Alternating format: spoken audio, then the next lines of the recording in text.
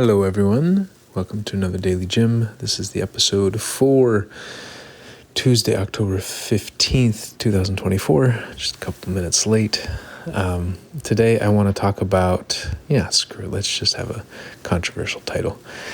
Hypermasculinity, bad bitches, and the fear of receiving.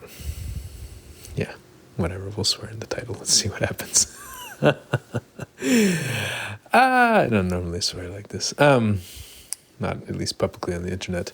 So the topic is hypermasculinity, bad bitches, and the fear of receiving. So yesterday I talked about how generous givers can often be stingy receivers. I think another way to look at it is that sometimes we have this cultural desire that we celebrate people being hyper-masculine, a bad bitch, hyper-independent. In another way, we celebrate either kind of people being matchers, at least how we think it, or people being givers who don't receive. Regardless, this element of hyper-independence, I think, is about not receiving. And I think sometimes we lift it up as a dream or a goal of ours, and gets reinforced by society, that if someone were to receive help, that someone receive attention, someone receives love, if somebody relax and to just receive is maybe considered very feminine. And a lot of women are taught not even to receive. So it's like a lot of women are taught to be this hyper-masculine, and just give and provide, be the provider, provide, don't receive. And I wonder how much that's just, frankly, a trauma response. And there is a certain safety in providing and not giving out and not receiving, because in receiving, we're not in control. We're not that much in control. And I think a lot of times when we get really hurt, and I'm not trying to demonize the kind of, if you want to call it, the masculine energy. I'm not trying to demonize being in control and having power, or feeling powerful and feeling confident, taking the lead in some ways. I think I'm just also saying we can't only do one. Like I talked about, we can't only give. We can't only give. We burn out. We can't only receive.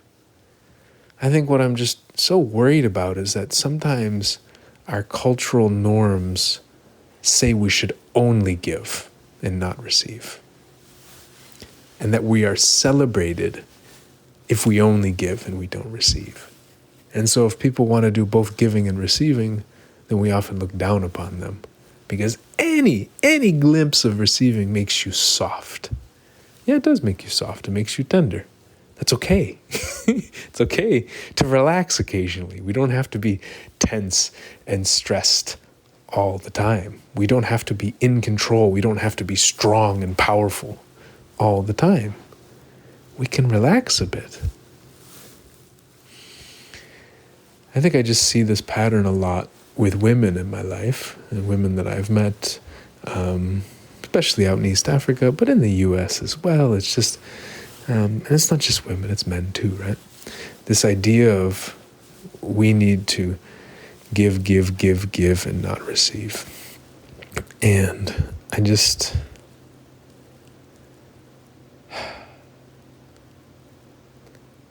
think I love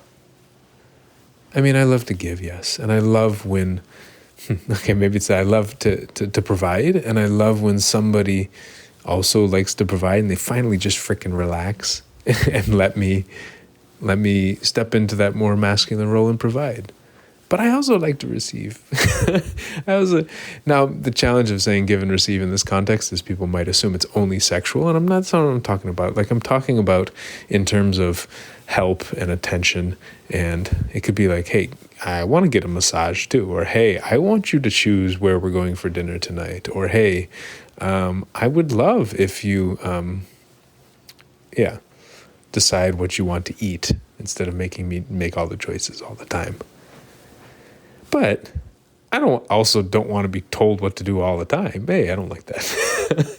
I don't want to be completely led around all the time. I like a balance of me making decisions, them making decisions, and kind of going back and forth. But sometimes people get locked into I am the decision maker all the time. I had a friend that visited me once, and I'm like, my friend came from a long way, I think from overseas, to come visit me.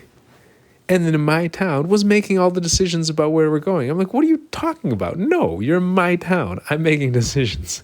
I can consult you on the decisions. I'm not going to, but don't tell me everywhere we're going.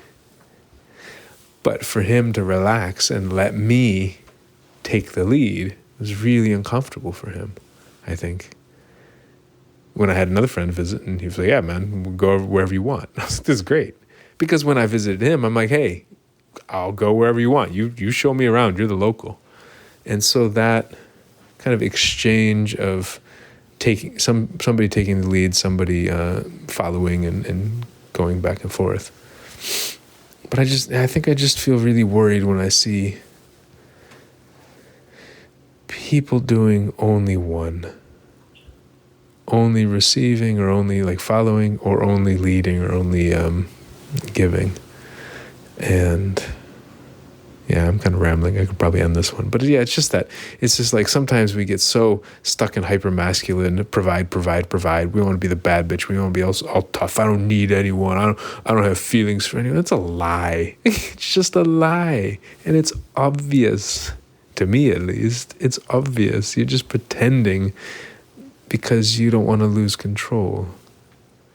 You're scared of the person seeing you deeply, scared of the person realizing who you might be and leaving, scared of the person actually staying. Yeah, scared of just not knowing what's going to happen. It's okay to be scared, man. It's okay to be scared. Maybe part of it is just letting ourselves be afraid and scared, and realizing it means that we care about ourselves and we care about other people. And realizing it's okay to care about ourselves and care about other people. I think we can get angry or afraid of that too. Yeah, I am totally just rambling. It's been a long day. I'll tell you more about it this week, but take care, y'all. Bye.